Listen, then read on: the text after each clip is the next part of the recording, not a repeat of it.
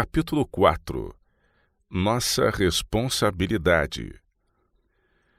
Há ocasiões em que uma visão distinta é apresentada a mim acerca da condição da igreja remanescente, uma condição de indiferença apavorante em relação às necessidades de um mundo a perecer por falta de conhecimento da verdade para este tempo.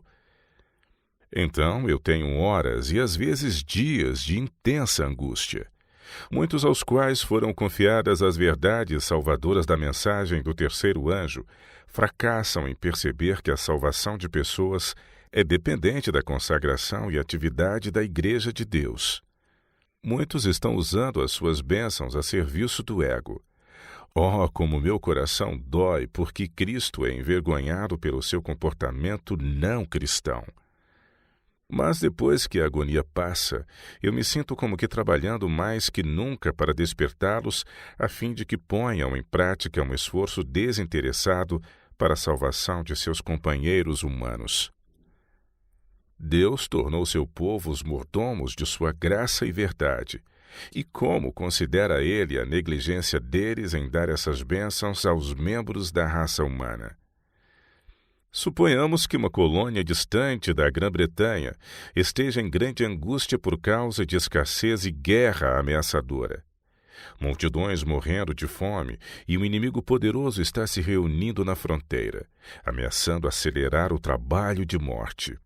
O governo nacional abre seus depósitos, a caridade pública é acionada. E o socorro flui por diversos canais.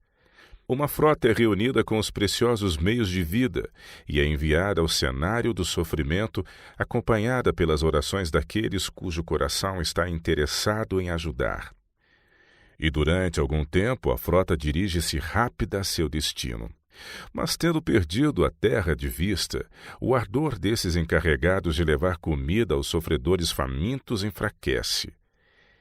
Embora comprometidos em um trabalho que os faz colaboradores dos anjos, eles perdem as boas impressões com as quais haviam começado. Por meio de maus conselheiros, penetra a tentação. Um grupo de ilhas acha-se em seu curso, e embora longe de seu destino, eles decidem aproximar-se. A tentação que já se manifestara torna-se mais forte. O espírito egoísta de ganho fácil passa a possuir as mentes. Vantagens mercantis se lhes apresentam.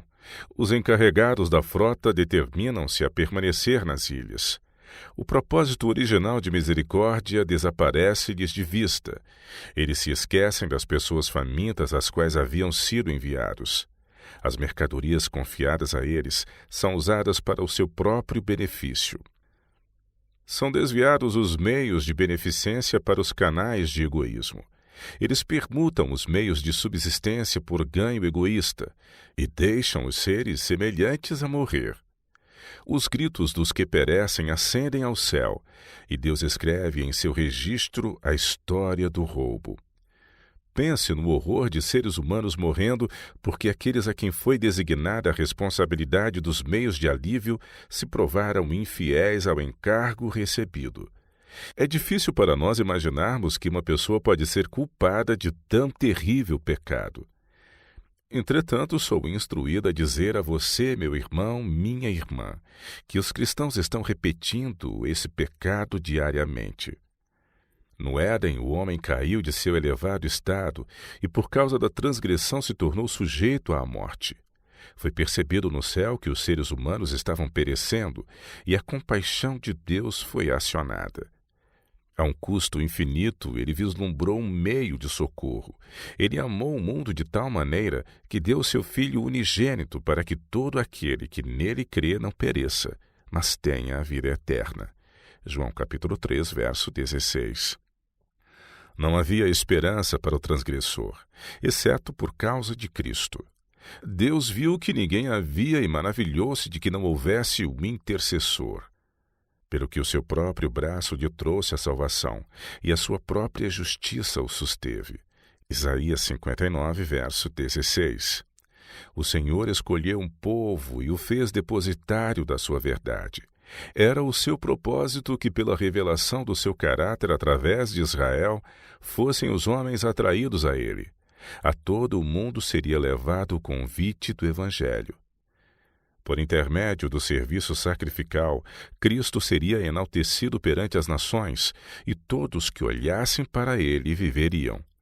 Mas Israel não cumpriu o propósito de Deus.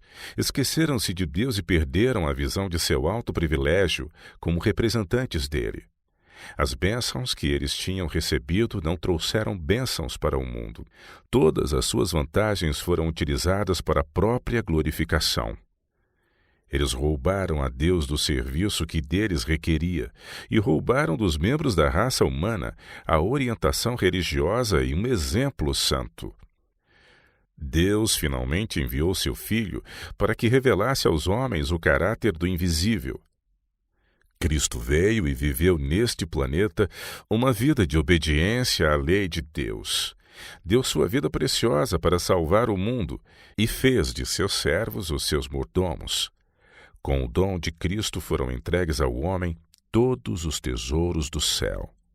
A igreja foi provida com o alimento do céu para almas famintas.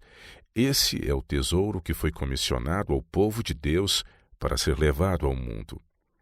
Eles deveriam fielmente executar o seu dever, continuando o seu trabalho até que a mensagem de misericórdia houvesse circundado o mundo.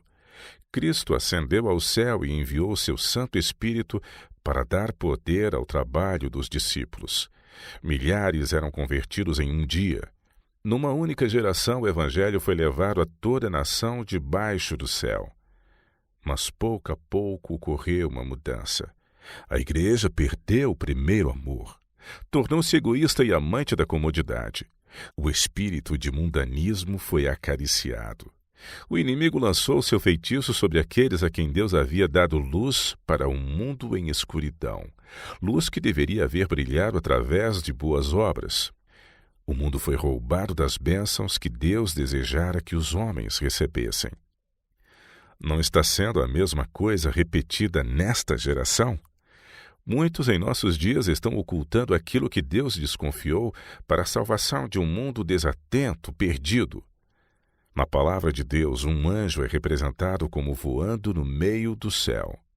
E vi outro anjo voar pelo meio do céu, e tinha o Evangelho eterno, para o proclamar aos que habitam sobre a terra, e a toda nação, e tribo, e língua, e povo, dizendo com grande voz: temei a Deus e dai-lhe glória, porque é vinda a hora do seu juízo. E adorai aquele que fez o céu e a terra e o mar e as fontes das águas.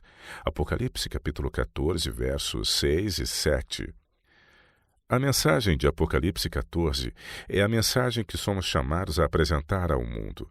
É o pão da vida para estes últimos dias. Milhões de seres humanos estão perecendo em ignorância e iniquidade. Mas muitos desses a quem Deus comissionou os depósitos da vida olham para essas pessoas com indiferença. Muitos se esquecem de que a eles foi confiado o pão da vida, a ser dado aos que sofrem a fome da salvação. Oh, que haja cristãos consagrados, que haja coerência semelhante à de Cristo, que haja fé que opera por amor e purifica a alma. Possa Deus ajudar-nos a nos arrependermos e a mudarmos nossos movimentos lentos, transformando-os em atividade consagrada. Possa Ele ajudar-nos a demonstrar em nossas palavras e atos que assumimos o interesse pelas pessoas que perecem. Sejamos gratos a todo momento pela paciência de Deus para com nossos movimentos tardios e de descrença. Em vez de nos lisonjearmos com o pensamento daquilo que fizemos, depois de realizar tão pouco, temos ainda que trabalhar com mais sinceridade. Não devemos cessar nossos esforços ou relaxar nossa vigilância. Jamais nosso zelo deve deixar de aumentar. Nossa vida espiritual deve ser reavivada diariamente pelo fluxo que torna contente a cidade de nosso Deus. Devemos sempre estar atentos às oportunidades de usar para Deus os talentos que Ele nos confiou. O mundo é um teatro, e seus habitantes são os atores que estão se preparando para desempenhar sua parte no último grande drama. Não há unidade nas grandes massas da humanidade, exceto quando os homens se unem para realizar seus propósitos egoístas. Mas Deus os está observando. Seus desígnios quanto a seus rebeldes súditos se cumprirão. O mundo não foi entregue às mãos dos homens, embora Deus permita que os elementos de confusão e desordem dominem por algum tempo. Um poder de baixo está operando a fim de promover as últimas grandes cenas do drama. Satanás vindo como Cristo e operando com todo o engano da injustiça nos que se ligam em sociedades secretas. Os que serem a paixão de confederarem-se estão executando os planos do inimigo. Depois da causa, vem o efeito. A transgressão quase que já chegou ao seu limite. O mundo está cheio de confusão, e um grande terror está para vir sobre os seres humanos. O fim está muito perto. Nós que conhecemos a verdade deveríamos estar preparados para o que em breve virá sobre o mundo como uma terrível surpresa. João escreve: "E vi um grande trono branco, e o que estava sentado sobre ele, de cuja presença fugiu a terra e o céu, e não se achou lugar para eles. E vi os mortos grandes e pequenos que estavam diante do trono, e abriram-se os livros. E abriu-se outro livro, que é o da vida, e os mortos foram julgados pelas coisas que estavam escritas nos livros, segundo as suas obras." Apocalipse 20, versos 11 e 12. Somos nós como pessoas adormecidas? Oh, se os homens e mulheres jovens em nossas instituições, que agora se encontram despreparados para o aparecimento do Senhor, não habilitados para se tornarem membros da família de Deus, pudessem pelo menos discernir os sinais dos tempos, que mudança seria vista neles. O Senhor Jesus está pedindo trabalhadores abnegados para que sigam os seus passos, caminhem e trabalhem para Ele, ergam a cruz e o sigam aonde Ele os conduzir. Muitos estão prontamente satisfeitos em oferecer a Deus atos insignificantes de serviço. O cristianismo deles é frágil. Cristo deu-se pelos pecadores. Quanta ansiedade pela salvação de almas deveríamos nós demonstrar quando vemos seres humanos que perecem em pecado. Essas pessoas foram compradas a um preço infinito. A morte do Filho de Deus na cruz do Calvário é a medida do valor dessas pessoas. Dia a dia, estão decidindo se terão vida eterna ou morte eterna. Ainda assim, os homens e mulheres que professam servir a Deus estão contentes em ocupar seu tempo e atenção com assuntos de pouca importância. Estão contentes ao estar em desacordo uns com os outros. Se fossem consagrados ao trabalho do Mestre, não estariam lutando e contendendo como um grupo de crianças mal educadas. Cada mão seria ocupada no serviço. Todos estariam em seu posto de dever, trabalhando com coração e alma como missionários da cruz de Cristo. O Espírito do Redentor habitaria no coração dos trabalhadores, e obras de justiça seriam realizadas. Os obreiros levariam consigo em seu serviço as orações e simpatia de uma igreja desperta, receberiam a direção de Cristo e não gastariam tempo com discussão e contenda. Mensagens viriam de lábios tocados pela brasa viva do altar divino. Seriam faladas palavras confiáveis, puras. Intercessões de corações partidos ascenderiam ao céu. Com uma mão, os obreiros segurariam a Cristo, enquanto com a outra agarrariam os pecadores e os atrairiam ao Salvador. E este evangelho do reino será pregado em todo o mundo, em testemunho a todas as gentes, e então virá o fim. Mateus 24, verso 14. Livra os que estão destinados à morte, e salva os que são levados para a matança, se os puderes retirar. Se disseres, eis que o não sabemos, porventura aquele que pondera os corações não o considerará? E aquele que atenta para a tua alma não o saberá? Não pagará ele ao homem conforme a sua obra? Provérbios 24, versos 11 e 12.